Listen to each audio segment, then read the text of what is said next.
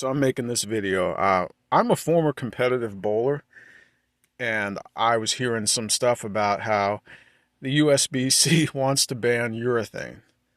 I mean, just talking crazy. When you want to ban something like this, but not this, that's crazy talk. I mean, if you're looking at this ball, I'm like, this one rides along the same oil line. Yeah, bullshit. That's crazy. Carry down was a natural obstacle for years. So that's what the big issue seems to be, is that low differential cores that don't absorb are pushing the oil down, and that the modern oil is not like the oil back when, well, this was used on lacquer lanes back then. I just can't take this topic seriously. I can't. It seems bananas to me to ban inferior tech. I think I'm going to have a part A and a part B of this video. And part A will be more of a story-like. Part B will maybe be a bit more my personal experience in a technical fashion. I don't bowl, so I'm not going to be getting down to a lane and, throwing a bunch of bowling balls. I'm sorry, I can't do that for you. I don't have any game left at this point, especially with my back issues over the last 15 to 20 years. I mean, bowling was just a non-starter for me by the mid-2000s, so couldn't do anything about it. It's just, I wouldn't be a reliable player when, one week you can maybe have a shot at making a cut, and for the next you're just done for. Anyways, forget about me. Let's get back to the topic at hand, okay?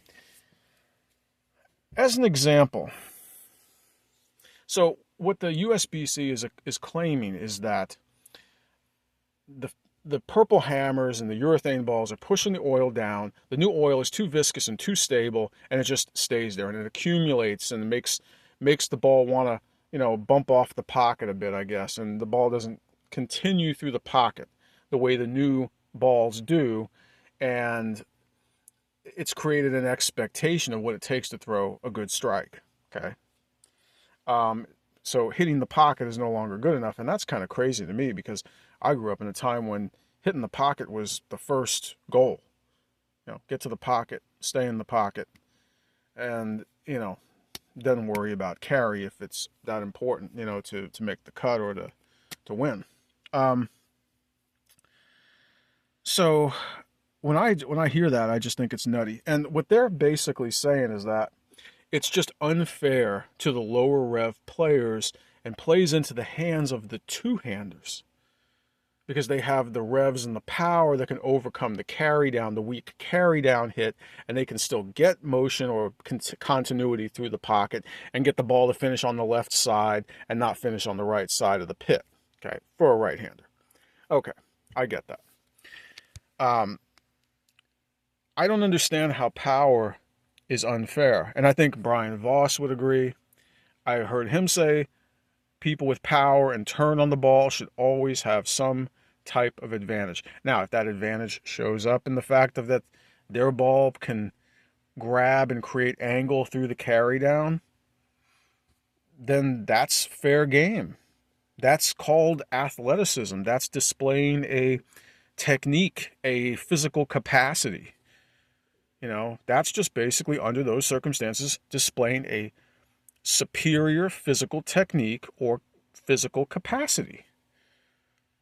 You shouldn't ban a ball because it makes you be more athletic than you can be. That's a problem with your game, and you should aspire to have that capacity to overcome that obstacle, and every great player does. And I'm going to give you a good example here. Bo Burton discovers Jimmy Keeth. Okay. I think this was back in 85 or 86. So Nelson Burton used to put on these exhibitions, these clinics and stuff like that. And he went to Palm Springs Fairlanes in the city of Palm Springs, but that's in Palm Beach, Florida. He went there, and Joe Furpo was there. Joe Furpo tells the story on, I think the guy's name is the FEF, something like that. His interview is on there. And he talks about him. He was talking to Bo because he said, Bo had recognized him. Bo kind of knew who he was, so they were sitting around talking. And he said when Bo was watching Jimmy Keith bowl, if you don't know who Jimmy Keith is, you might want to look him up. Jimmy basically put his thumb in the ball and could cup it like that. Now, if I try to do this, my wrist is in pain. And I can cup a ball pretty easy. I'll just show you right here real quick. Straight-handed, cup. Boom. So anyways, but Jimmy could roll it back on his forearm, and that hurts even just doing it with my wrist on the floor.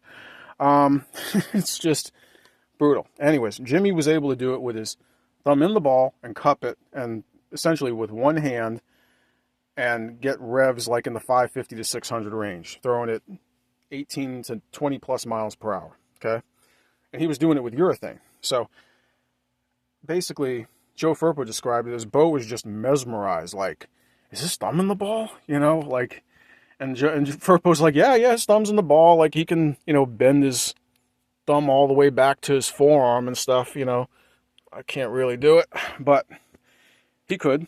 So he had a special talent. And he said Bo was just like almost in disbelief. Like, I've never seen anything like it, It's like nobody has, even since, for the most part. Nobody has before or since seen anyone throw the ball like that. And so Joe Furpo said, the most interesting part, he's like, you'd watch Bo Burton's ball hit, and Bo Burton was throwing, from what Furpo said, he was throwing a black hammer, which was a fairly strong ball for 1986. That would be one of the stronger balls on the market. And I think he said, whether it was the whole time or at one point, Jimmy Keith was throwing a blue dot, which is a 90 hardness pancake block plastic ball. That's like one of the straightest balls you can get on the market.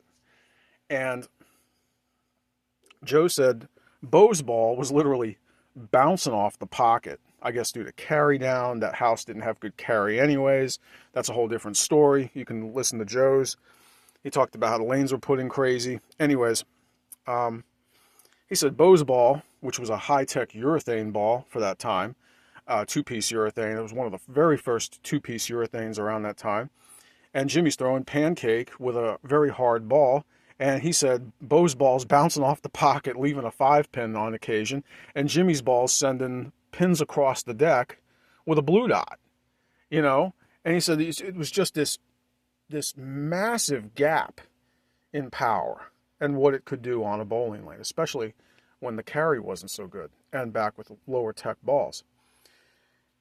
I have a hard time believing, based on everything I've heard Bo Burton say, that he would ever say to himself, hey, somebody's got to do something about this. Somebody's got to get out there and ban that blue dot, that 90 hardness blue dot, because it's not fair to my higher tech black hammer with a two-piece core.